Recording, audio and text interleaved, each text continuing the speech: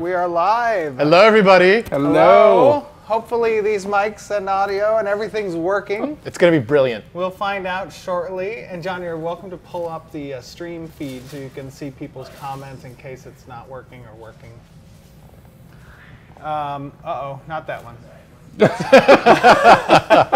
We have Bacon joining us today. He's out from behind the desk. Welcome, the Bacon. That was an odd high five. That was Welcome, Jeff. See, we're correcting it. Which means we have John running the stream. So if there are any problems, everybody can blame him. No, I'm just kidding.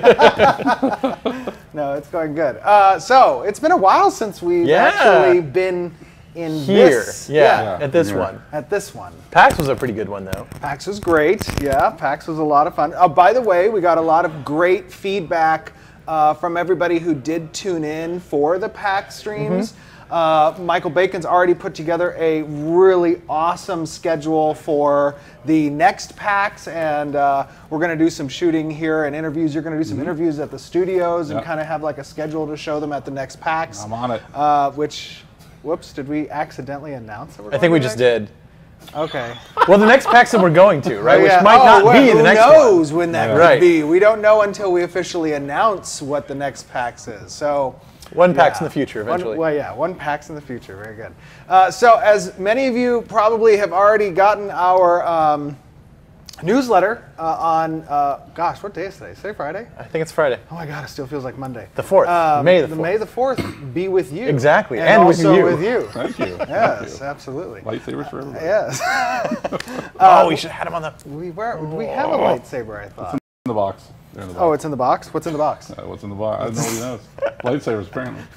So we sent out the newsletter, and we reflected a little bit on the fact that it has officially been now over 1 year since we started the Kickstarter. Seems a year longer.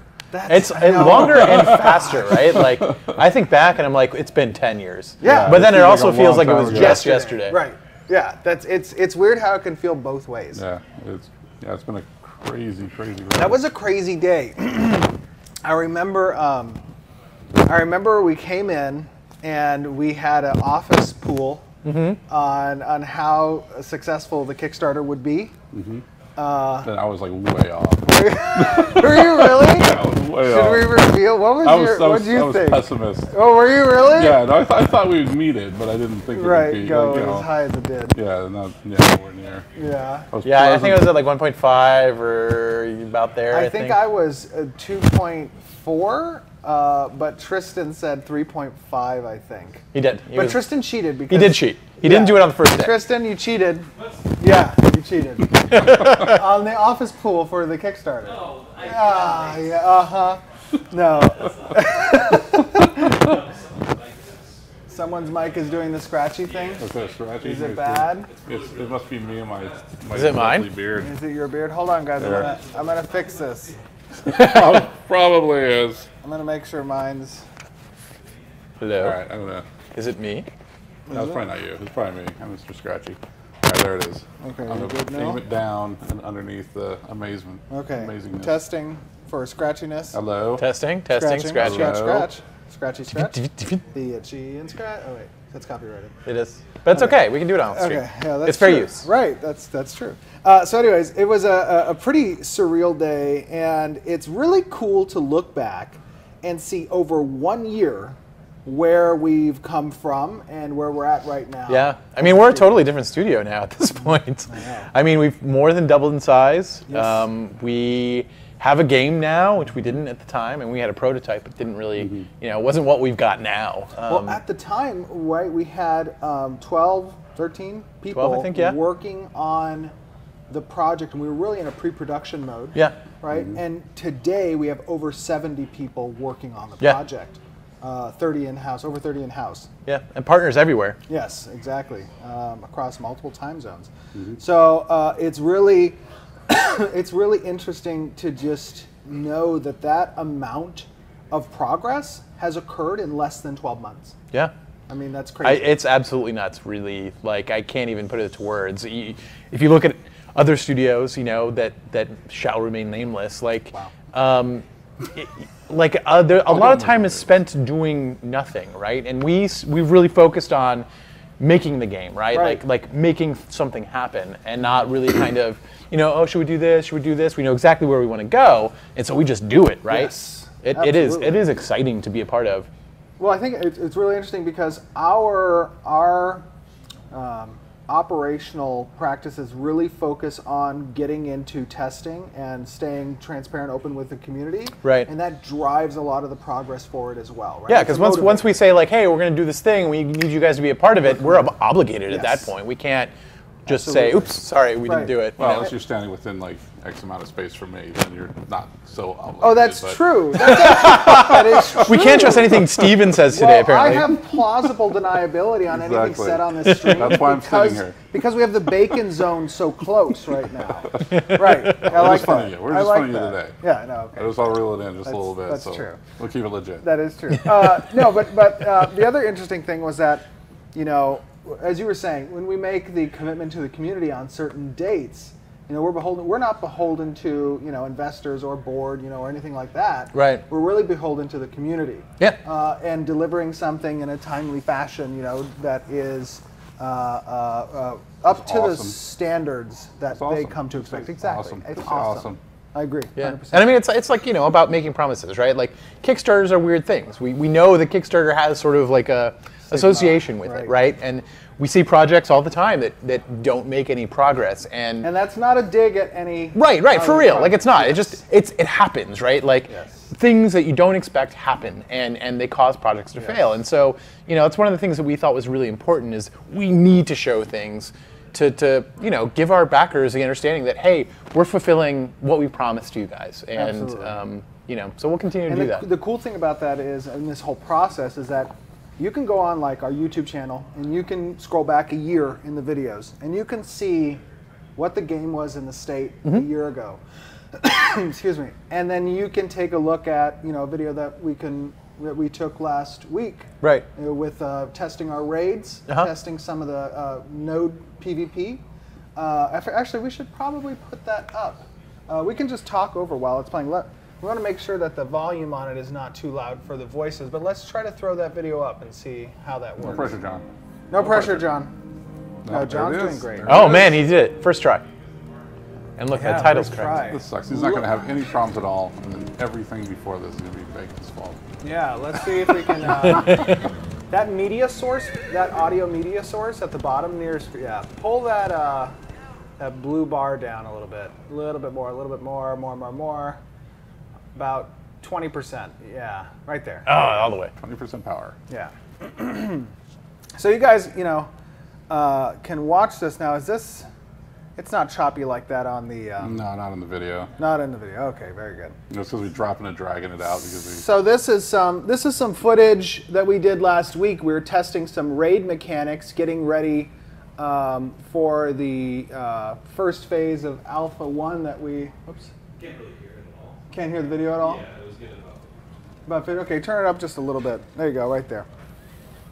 We just want to make sure it's not too loud for the audio here. But, testing the some of the raid mechanics that, we're prepping right now for first phase Alpha 1 that we announced at PAX. And, our raid size right now is set to 40. Obviously, this being pre-alpha, this is, our Alpha 0 footage. It was important for us to really get the networking smooth for a lot of players on a screen showing off, a lot of different effects and stuff. So you can see in this video how kind of we run through both the dungeons, and then later on you'll see some PvP. But yeah, to look back really a year ago and see those videos on YouTube, where the game was then, not just visually, but you know, mechanically and our back end and all that stuff. Right. I mean, I could run a server locally on my computer, and we could have, you know, 8 people come on because that's what we had in the office, and like that was kind of it. Yep. But now we have a full dedicated server that can run a zillion people, and literally a zillion. I mean, not literally. It's bacon zillion. That was big. Bacon zillion. Oh, nice. But I mean, it you know, it's a good feeling to see that this is like legit progress, right? It's not just like, you know, oh, we've got, you know, new armor or something like that. Absolutely. It's you know, we have a game now, which is cool. I love watching, honestly, you know, the raid play stuff and the person neighing on the horse. Those are alpha horses. Don't pay any mind to the models there. Yeah, no, it's really cool. It's really cool to see the progress, and it's really cool to have the community capable of seeing that progress as well. But yeah, now you guys have seen a lot of this area, but I don't think you've seen when they enter, well, the area past the Underrealm. Oh yeah, the forest? Yeah, the kind of forest, the dungeon area. Yeah, no, this is. I love watching really a bunch of people on the screen, because it takes me back to my nostalgia of what makes MMOs so much fun. Really, is playing with so many people. Yeah. And doing big content runs. Yeah, we probably need some more monsters though. It seemed very. Yeah. It's like a mob of guys running the countryside, whacking. Well, this was built for. No, of course. I'm just built for it's PAX. a joke. Yeah, this was part of the PAX area that people ran through as a single group, and this is just kind of raiding through that area. Yeah, so things are going good. Jeff, talk to us a little bit about, and Bacon, obviously, about what we're working towards now. I mean, how development's going, really, you know? Great. It's doing really well, right? Like we've got some really serious processes involved now. That was part of last year, was kind of figuring out how to work as a team when we grow so big, and to kind of keep everything working the way it's supposed to, and communication lines stay open, and you know, we've put Peter in the production role, and that's worked out really well for that. Oh yeah. And so it's really about sort of, you know, taking advantage of all of these people that we have. We've got people working on tons of new assets. Design's working on a lot of the PvP stuff right now. We've got you know, some of our new environments and housing, and like I think Javier is working on some of the, or he's finished some of the tribal houses for one of the dwarven races. Putting our shader pipeline together, which is nice. Yes. He's a master at that. Shaders and configurations. Absolutely. Amazing. So you know, so a lot of the stuff that you've been seeing has been Alpha 0 stuff, which even, you know, 3 months later, 4 months later, like is already kind of stale almost. A lot of the stuff that we're working on now, which you'll start to see, you know, as it gets finalized here relatively shortly. It's even better than this, right? It's another level that we've gained, and we're excited to be able to show you soon. Yeah, we're getting close to really kind of showing that stuff. In fact, I think we actually might be a little bit ahead of schedule on it, which is cool. Yeah. Always good to be that way. It gives us more time for testing and stuff. I mean, to really show you, like, to tell you, like, how excited or how well we're working together and how much progress we've made. I mean, we were talking about doing Alpha 1 in at the end of 2018. Right. And at the rate at which we're going, I mean, we're stoked to be able to do this. Bacon confirmed. Careful. Bacon confirmed, though. It's okay. But yeah, it doesn't really count. I mean, but to go into that first phase, you know, in Q4 is actually, you know, it's a big deal, right? It is. It really is. It is a big deal, and to be able to, you know, my favorite thing really in having watched production cycles of other games in the past, and watching, you know, those games not really hit their schedules, it feels good to have our project not just hitting schedules, but also hitting them potentially a little early. Right, we're not pushing things, Right. we're pulling things, Right, which exactly. is, how often does that happen? That doesn't happen very often. I've never been a part of a project that has done that before. Well, it's great the enthusiasm in the office. Everybody's like really, well, pushing in a way because we're all just Right. pushing Right. forward. Wanting to see, the stuff that we're creating, in the game and working, and just the speed at that, that has been coming together has been pretty amazing. A big part of that is a clear vision, right? Like we know what we want to do, we know how to do it, and so we just do it, right? There's not a lot of like, oh, I don't know if we should do this or maybe this thing over here. It's we're doing this thing and we're gonna get it done, and that's what we do. Yeah, that's pretty cool. Another thing is we're actually, we announced, I think it was a couple of months ago or about a month and a half ago, with the launch of the intrepidstudios.com website, of bringing on, growing the team size as we have been doing steadily. We will have an announcement of some new hires that will be coming out over the next couple of weeks. So bringing on some very talented individuals, I think you guys will see. That's only going to, again, help us push the Ashes of Creation forward as the best possible MMO it could be. And seeing those deadlines and schedules that we're moving towards have some good progress. Yeah, I mean, you're going to continue to see steady growth out of us. The closer we get to like our big content pushes, the more people we're going to need. So, if you have friends who are interested, or you're somebody who's always wanted to get in, just drop us a line when you start seeing those positions open up. Yeah, absolutely. We cannot actually understate this. The more that you guys as a community can help to spread the word about the project and the studios, the greater the interest / spotlight is put on the project for us to be able to pull from the most talented developers, as we already have as a studios, but from the industry to be able to do that. Yeah. So, keep on spreading the word, guys. It really it helps us 100%. Yeah. So talk to us a little bit about this boss that we're seeing. What are those jets coming out of the ground? I was just gonna say, like, I haven't seen those before. He's a rock star, Yeah. or she's a rock star. Yeah, we actually changed it up after Alpha Zero. We were a little bit unhappy with kind of how she played as a boss there, so we wanted to amp it up for the Alpha Zero testers. And so we added some new things that she does. She's got an AoE knockback now. She's got these kind of, I guess, jets of rocking that come up underneath players. Players have to move out of the way. Jets of rocking? Yeah, they're like fireworks, it's like pyrotechnics. Rock, The power of rock. Yeah. Whenever I see those go off, I'm like, oh, it looks like she should be on stage somewhere Hey, with a guitar. Works for me. That's awesome. So yeah. So we just wanted to amp it up, add some more bossness to her. What I She's a little liked too. about the pushback that you added for the boss is the camera. The shake.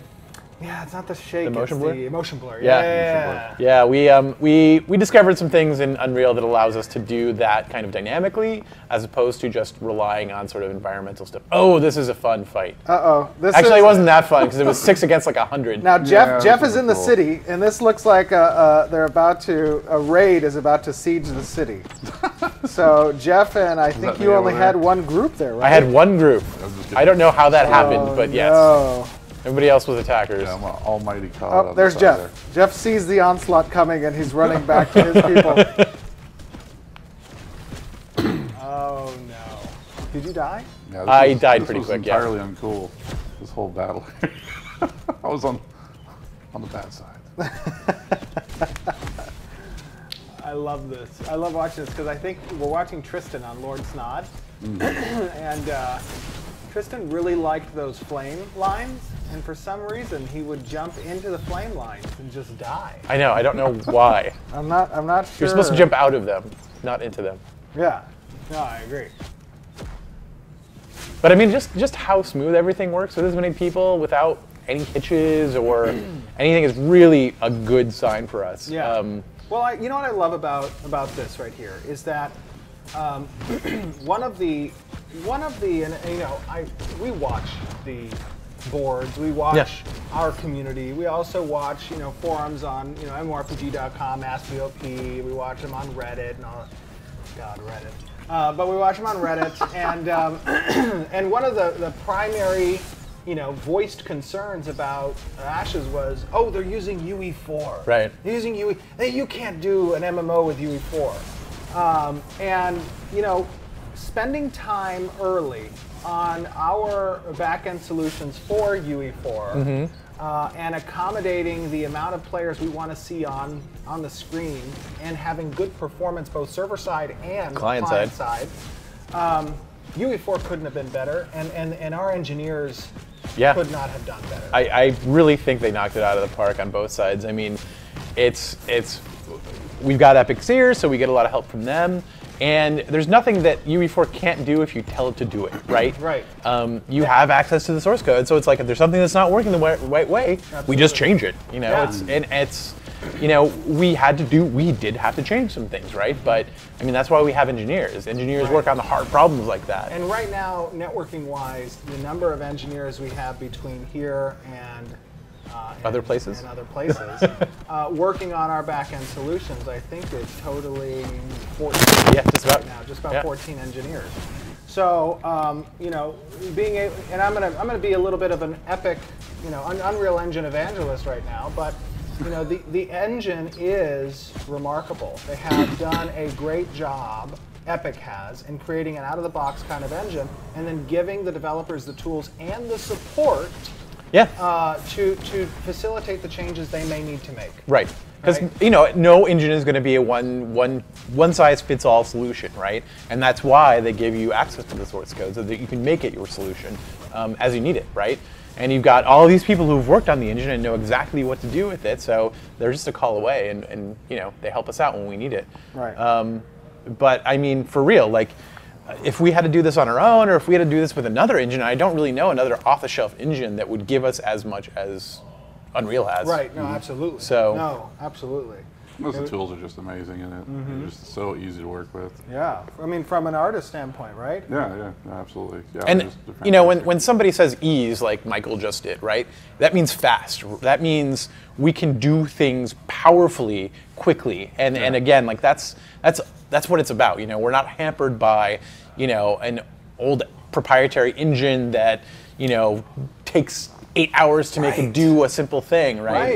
It's right out of the box. We're prototyping and making stuff. Well, even on the artist level, I mean, just to get into the shader level of it, you know, without having to have coders involved, and you know, I mean, we do have that as well, but you know, but I mean, it's so powerful right out of the box, you know, and just being able to dig your hands into it and be able to get the results that you want quickly, which is, you know, for a production standpoint, it's amazing. Yeah, it's invaluable, honestly. You know, a lot of people are accustomed to taking a look at games in this state of development and seeing just nothing but gray box and you know, a world that hasn't even begun to work on aesthetics, you know, getting those assets into the engine. Whereas with Unreal and you know, Ashes of Creation, this stuff here is that equivalent of testing period, but it looks, it's starting to get there. Like this is even though it's first pass, it looks great. You know, I'm really impressed with the artists on this team are super talented, and I am, you know, designers and engineers as well. But looking at this art, guys, absolutely. No, I mean, I totally agree. Right? Like it's unreal. Ooh. Nice. Like what they're able to produce and like how quickly they can produce it, and it's like, hey, I need 12 houses. Okay, here's 34, right? Like, it's so cool to work with artists that are so giving. Yeah. In fact, John, I think with regards to art, we have some art that we could probably show a little bit of. Now, again, a lot of this stuff is first pass. So these are work in progress. As part of our transparencies, you get to see things as they are being worked on. Yeah, so we can start showing some of that stuff. What do we got here? Those are cool. Oh, these are cool. Yeah, these are some of the tribal assets, the buildings that Javier Perez has been working on. Love the textures and materials. Yeah, it was very nice. Yeah, very cool. What else we got? Yeah, Javier's textures are just nuts. Like, these are static images, so you can't really see it. But when you're in game and it's like you can touch them. They have like this tactileness to them that is really cool. Yeah, I love like the flooring there. I like how the light is capable of coming in from those skylights there. Oh, this is an area that we have not mentioned yet. Like, really, this is last first week, pass. right? Yeah, this first pass on a particular dungeon that has some lore importance behind it, but this is in game that dungeon's first pass that Javier is working on. Yep. I love the emissives on that lava. It's so warm, like you can totally feel it. Yeah, exactly. Well, it's cool to watch it in motion too, because all that lava stuff, like it. No way. Yeah, he's got all the UV stuff working, so it's moving. I love it. Which is pretty cool. I love it. And then moving on to John's. Yeah, John working on some of that elven housing. Yeah. Oh, I love the detailing on the the stair railing. Yeah, those look good. Interior looks nice as well. Yeah, the textures there on that wall material. Some more of the elven housing John's done. I like that a lot. The roof looks great. Yeah, those roof lines are fantastic. Yes. Outstanding. Oh yeah, that looks. I like the circular architecture for the columns there. That was really nice, and then they fit well with the windows. Yeah, right. Yeah. Ah, this place. Pretty amazing. Oh, John working on one of the university areas. John, this place looks great. I love. You guys see the statue there is in a T-pose, but it's a placeholder. Yeah, placeholder statue. And stairs aren't stairs, but it's okay. Aren't stairs, ramps. Hey, it's handicap friendly. Hey. Yeah.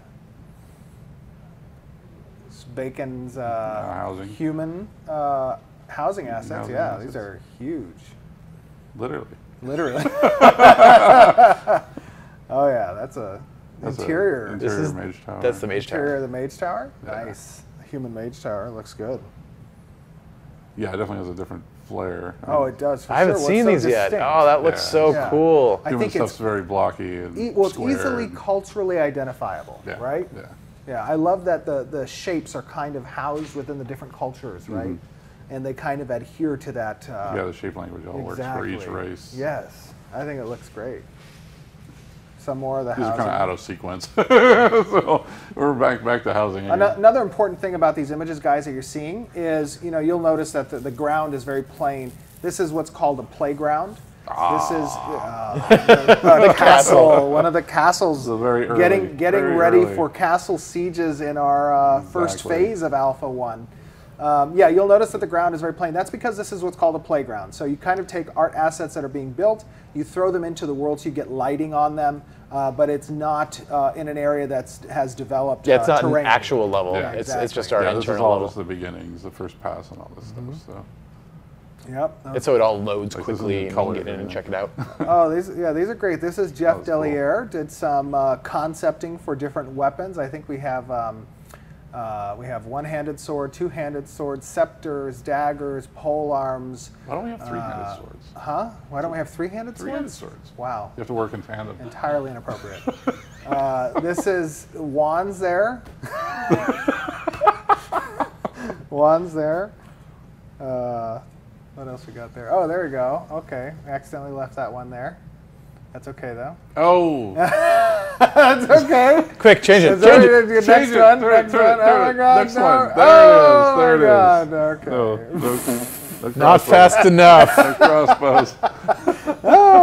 So we got some bows. We have potion launchers. We have wands and shields with orbs and spell books for these concepts on the weapons. Love it. Potion launchers. That's awesome. Yeah, potion launchers, absolutely.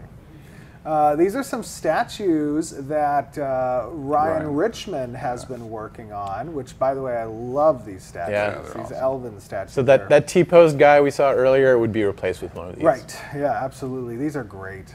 Maybe you guys want to vote on it. Vote on a statue? Which one do you like best? Oh my gosh, should we do that? I don't know. Yeah, why not? Oh, really? I like them all. In case I do too. in They all win. I know, I was going to say. Unless there's one in there you don't like. You say, oh, everyone but this one.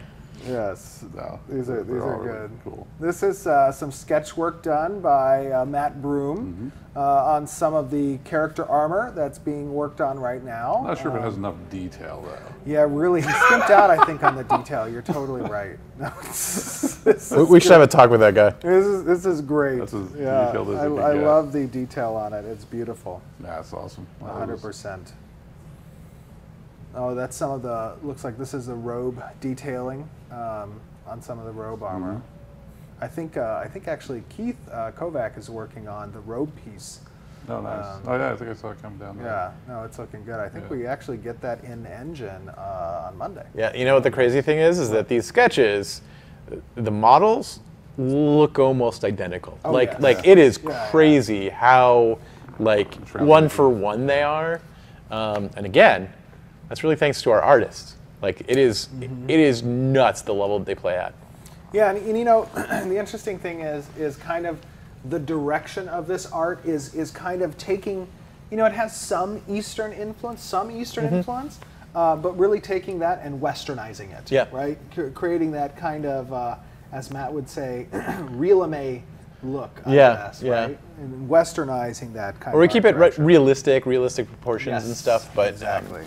But have the flair and kind of the attention to detail that you might see in like, you know, Good job, other John. Eastern games. Yeah, You nailed John, it. Nailed look it. at that. Environment artist extraordinaire We'll find and out this- streamer. You got my job.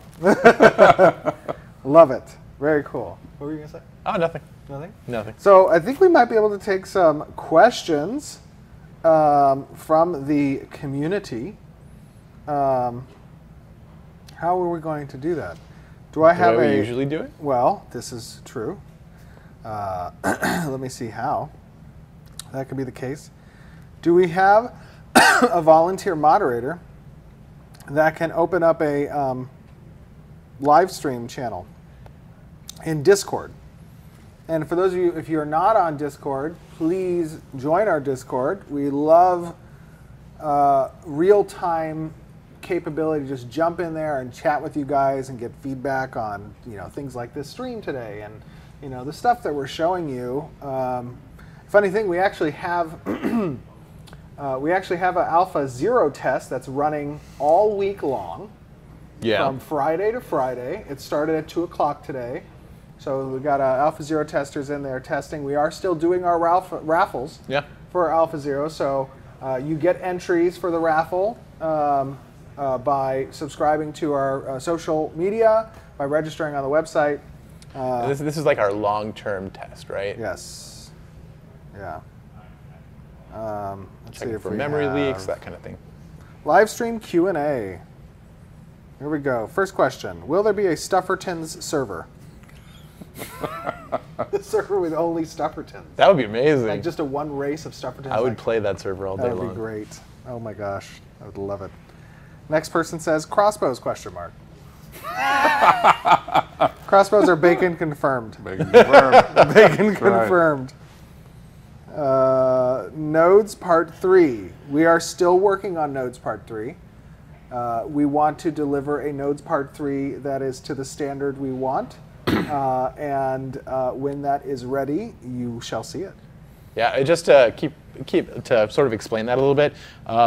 Doing videos like that and explanations like that takes resources away from us. So it's about trying to find the right time and when people have spare cycles to work on that kind of thing. It's not that we're trying to avoid it. It's just that it's been busy. Oh, well, one of the moderators set the speed. Oh, you already did set the speed. Very good. Okay, here we go. Volker, will there be random treasure chests in the world? Can you, through some like quest perhaps, get a treasure map? And Really? find, Could like, we? Yeah. Could we do that? I think we might. Is be that able something we to. could do? Who knows? Might be something we talked I about. think that might be something we discussed. So the answer to that is maybe. Yeah. Another thing is, even though, you know, I noticed there was a discussion in Discord this morning, I did chime in with regards to transparency. We want to be transparent in the development of the project, but at the same time, we play with a fine line of revealing either too much lore or too many system mechanics, and that takes away the discovery from the players. Yeah. So while we're transparent in our progress, we don't want to just spoil the game for you. So we don't want you to feel like on day one that you already played it, yes, and now you're bored. Exactly. That's perfectly said. Blade asks, will we get to make our character before launch? I personally, and I think Jeff feels the same way as is Bacon, that I would like to offer our character creation screen, character creation suite before launch, and have an opportunity for people to participate in contests for the most cool character, that'd be cool. Save the character, and have it bring it on when it goes to live. Yeah, absolutely. That we are going to work for that. We very much want to. Yes, absolutely. In combat arena. Absolutely. Khaki Hose asks, how long until Alpha Zero ends? I don't know if Alpha Zero will ever end. Yeah, I'm trying to think right now. We're finding it really useful on our part, like from the technical side, because again, it's not really about the content that's in it. It's about testing stability, testing optimizations, those sorts of things, and we find it really useful for that, especially if there's like a big server change that we need to do. We can throw it on Alpha Zero first and see what happens, right? So it may end eventually, or morph into something else. Right. Okay, here we go. Question from, let me scroll up because I think I kind of started at the bottom. Ninjro, Intrepid Studios. I'm a computer animation student. What should I aim to work on in terms of software and ability? Because I wish one day to join you guys in the studio. And use our tools. There you go. That'd be the easiest way. I agree. Well, I think some good software to focus on as an animator, at least what we're doing in the studios, is Motion Builder. Motion Builder, Maya. Yeah. Those are the two primary ones, and then of course Unreal. Depends on what kind of animator you want to be, right? Like there's kind of different types. You could be a technical animator. You could be, a guy who spends your day rigging. Right. If you want to really focus on just the mechanics of animation, really spend some time with that, right? Yeah.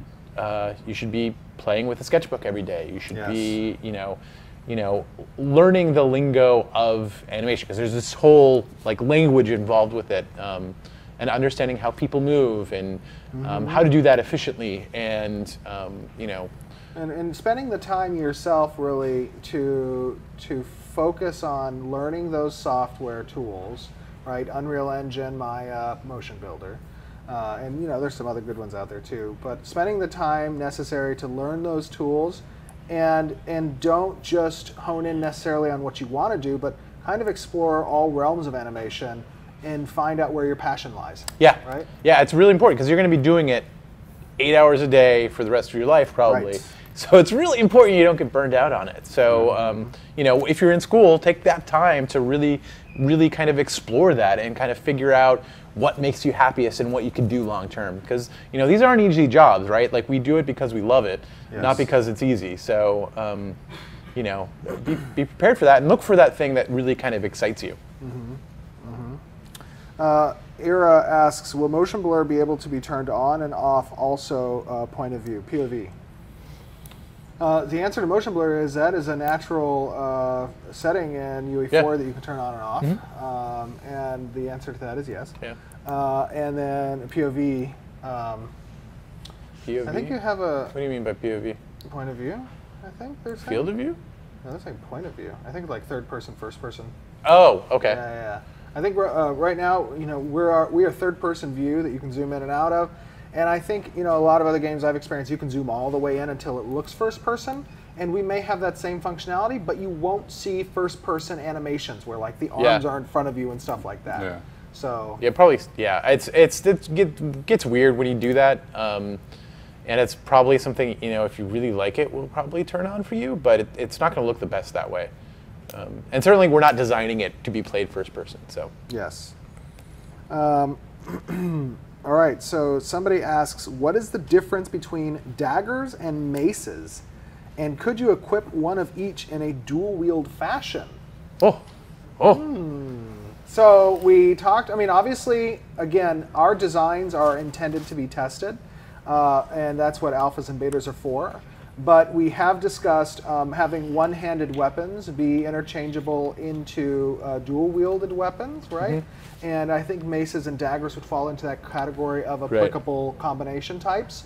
And the differences between those, are going to relate to what type of augments can the weapon receive. Well, a mace is going to be focused around blunt-based augments, and a dagger is going to be more precision-based damage, piercing damage, right?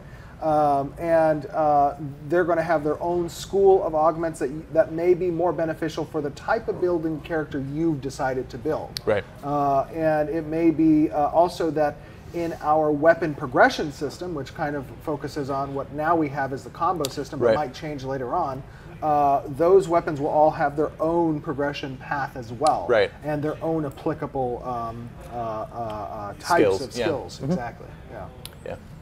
Yeah. Our intent, and as we've mentioned before, is weapons are intended to be somewhat agnostic, right? In the sense that you can find a way for a weapon to be utilized by different classes. Right. You're not, not just the rogue is going to be able to use daggers, because when you restrict equipment through that, it makes the economy more difficult to have sustainability across the market of items. In the way that we want it to. Exactly. Yeah. Now they're dependent on the population of the server's classes and stuff like that. Can we throw daggers? Can you throw daggers? Throwing daggers. Michael. Unbelievable, Michael. Sorry. There's skills that will allow you to throw a dagger, but you'll retain the dagger in your inventory. Oh, gotcha. Yeah. Okay, let's see. Coralone asks, how can I support you guys as a company, and what can I do to up my chances of receiving key without breaking my bank? So basically, how can I support your company without breaking my bank? Well, the answer to that, Coraleone, is that our project, we're fully funded. So when we come to create and bring this product to market, we have no box cost associated with it. We are a subscription-based game. So you do not have to purchase into our alphas and betas to try the game out. Your participation in the community in and of itself is what we want. We want you to be present on Discord. We want you to watch our streams. We want you to participate. Evangelize. Exactly. Go out and spread the word about the game and really just become a part of the community early on. That's what's important to us. So you don't have to break your bank at all to support the company. And receiving a key, we raffle out the keys for Alpha Zero. Have another question. When will we see the other 4 classes by Malgus? When will we see the other 4 archetypes? I would say Phase 2 Alpha 1. Yeah. Yep. You'll see an iteration of those archetypes in Phase 2 of Alpha 1. Yep. Okay. Sinner asks, will there be global announcements for world-changing events, or will it be something that spreads through players? It's really hard to picture right now. Ideally, I would love that stuff to pass through players.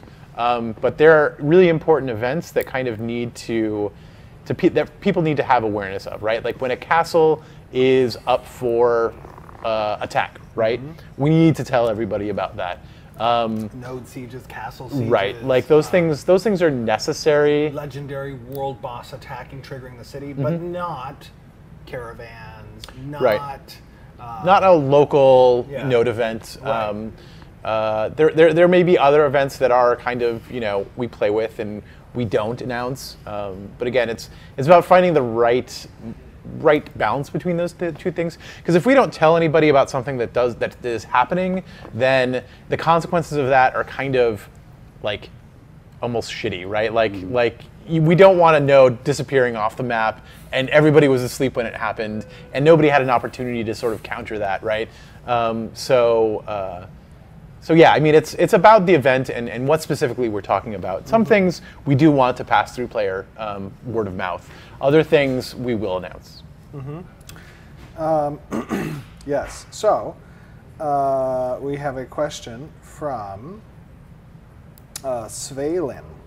What will the maturity of the game feel like? I'm not asking for a hyper gory mess, as that isn't needed nor tasteful, but I find games often go a far too soft edge, and I understand it from the business aspect of appealing to all crowds, young and old. I'm simply wondering if Quest's NPCs will swear, if the vibe of some of the areas are gruesome, if some dungeons are dark.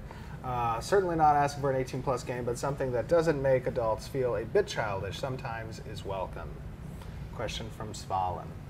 You've seen all those scouts dead at the end of the... yeah, that's a good point. That's a good point, actually. In the video that was there were some scouts at the end of that quest line that were dead. Yeah. And their bodies were on the ground. And there was blood And all there was around some them. blood around them, yeah. Plus, I work on the project, so Nobody can stop bacon. we can't Oh, no. we can't be too Disney. There's gonna be enough seriousness, right? Like, we want things to sort of have weight to them. We probably won't be swearing in quests. Right. I can't imagine that we would necessarily need to. I I think guess it depends on who you're getting the quest from. No, I'm just kidding. if you give me free reign, No. but I don't think it's necessary to get that kind of stuff across, and having to like rely on swearing to get that point across. So you probably won't be seeing that, but there definitely is a darkness to it. The antagonists in this game are definitely dark.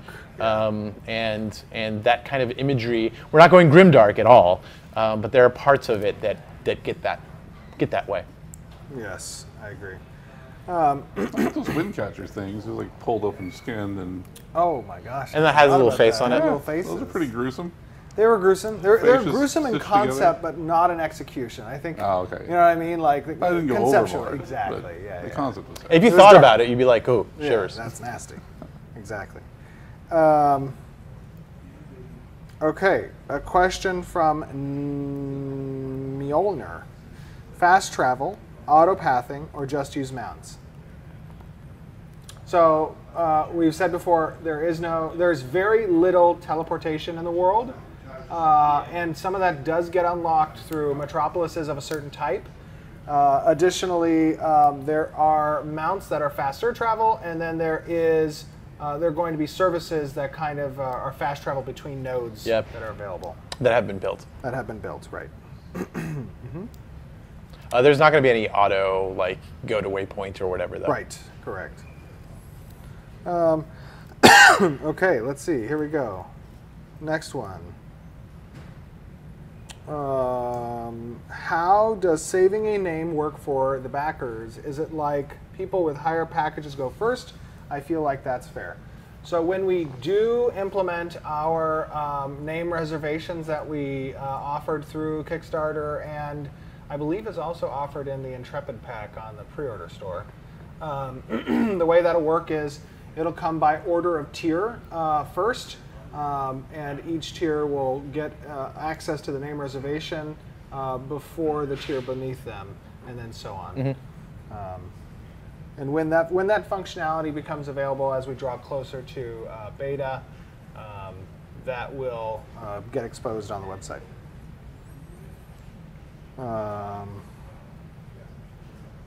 Let's see. Hatsui asks, do we already know the monthly price for subscription? Yes, we do. The monthly price for subscription is $15 per month. Question from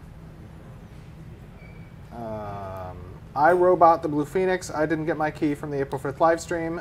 Make sure to submit a ticket on the website with our CS. And you should get that if you did win one. Who knows? No, I'm just kidding. We'll see what the logs We'll say. see what they say. Let's see. Harbinger. Do you plan on making an app to receive world event notifications, talk to friends, and item management? Good question. That is a great question. I think we spoke about this before on one of the other streams, but the answer to that is yes. There will be an application on your phone for players to download, and it'll give them that kind of data, right?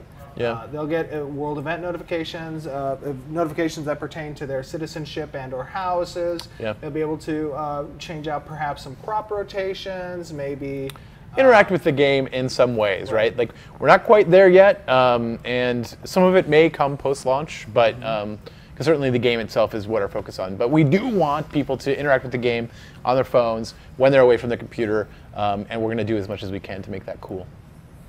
Rivi says, tell us more about potion launchers.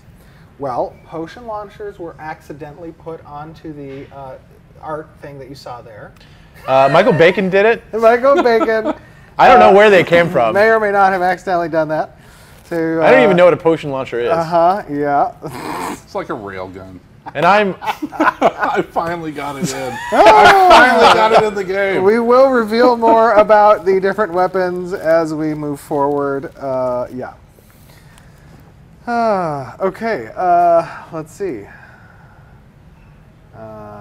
What type of PC was the demo running on? It looked amazing, but I'm wondering the price range to run it. I believe that was running on a 970. Yeah. Right? Yep. Running on a 970. Okay.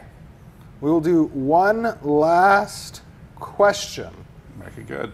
And then, after that question, It's party time. it's nice. It's party time. No. Well, actually, yes, technically it would be party time because we'll raffle 10 keys out Yeah. for Alpha Zero. Oh, Let's cool. do that.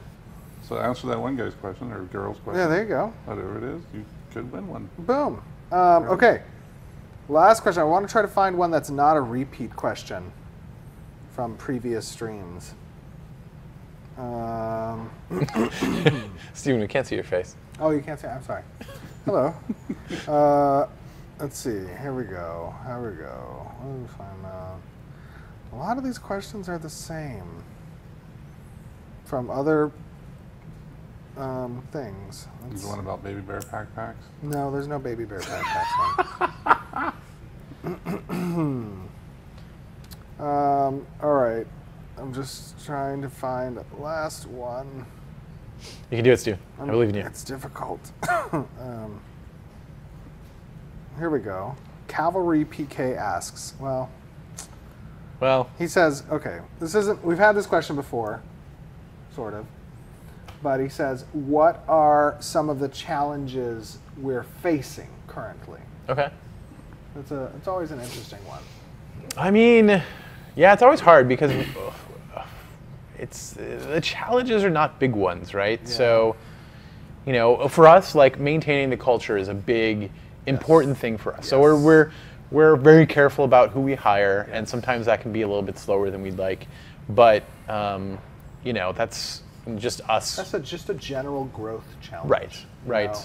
Yeah. I mean, Ashes of Creation is a very large project.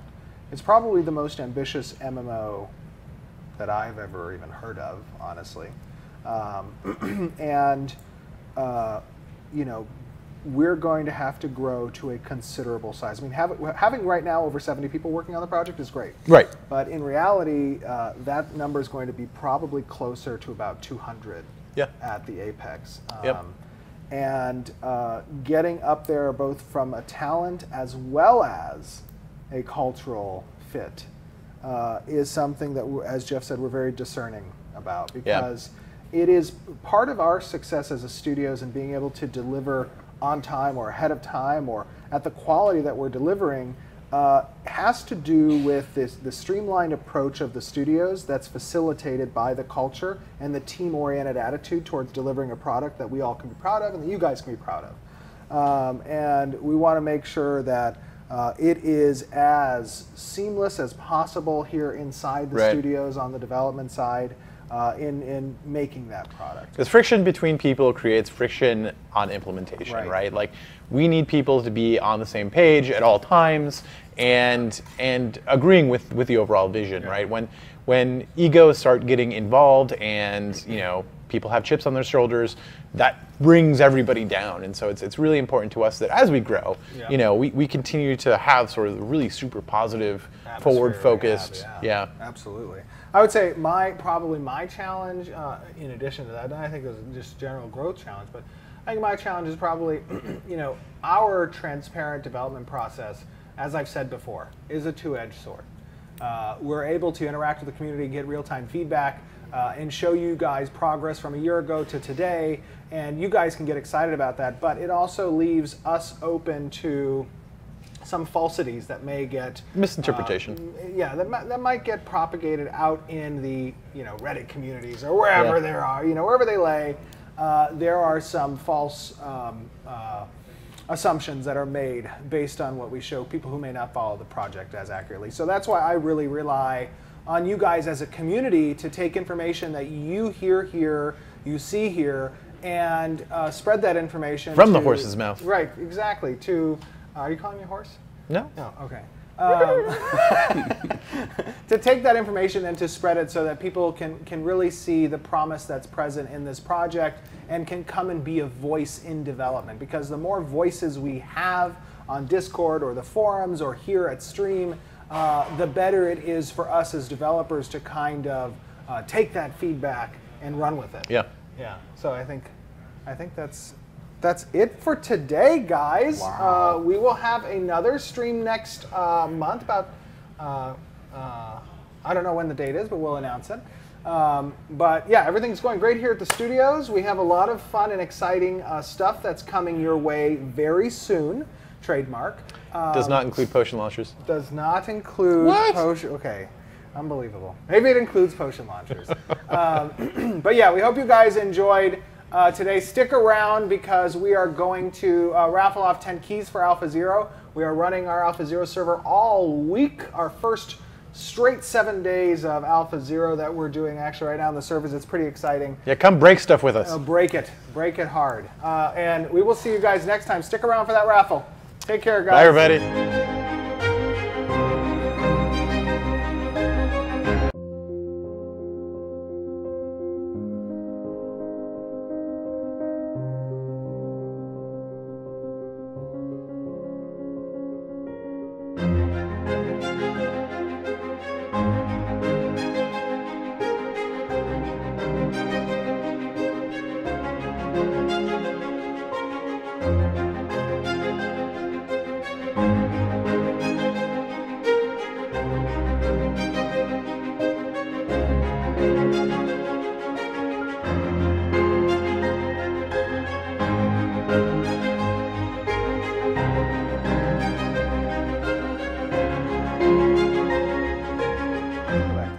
Go back.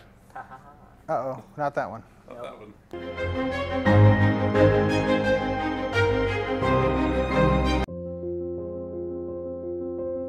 And click it. And And click then that media off. source. There you go. Okay, guys. Now we're up. Now we're up. Okay, guys. We have to raffle here. Let me take a look here. You want to sit? Yeah. We're gonna raffle. The raffle code or the raffle phrase is May the 4th. May the 4th. Be with. No. Let's just do be with you. Be with you. Special camp. Just be with you. Be with you. May the 4th be with you. Is it May the 4th or May the 4th be with you? There you go. There you go. Okay, May the 4th. May the 4th or be with you. Doesn't matter. Just either one. Okay. We really need to get a. Yeah, we didn't think this one through. No, we didn't think this one through. Wait, what are we doing here? Okay, that's fine. We can do the raffle keys. Just making it interesting. I know. See if you're in the hot seat. I have to grab a notepad. Here we go. There we go. Okay, I've got it. All right, I'm grabbing. The first two winners are Stam Nation and Ray Bond. Stam Nation, Ray Bond. Congratulations. The next two winners are BD Greaves and Mikey Mark. BD Greaves and Mikey Mark. That's like Marky Mark, but Mikey Mark. Exactly. Next two winners are Acidic Paradise and Fly on the Bread. Acidic Paradise, Fly on the Bread. I know, those are pretty good names. I like those.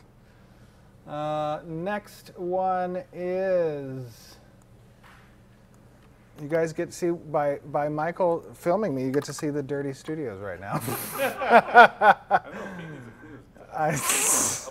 This is Peter the Soft's desk. It needs to be cleaned. Next two winners are Sandor Mathis and S Boot Z. Sandor Mathis and S Boots D. Okay. And the last two winners are...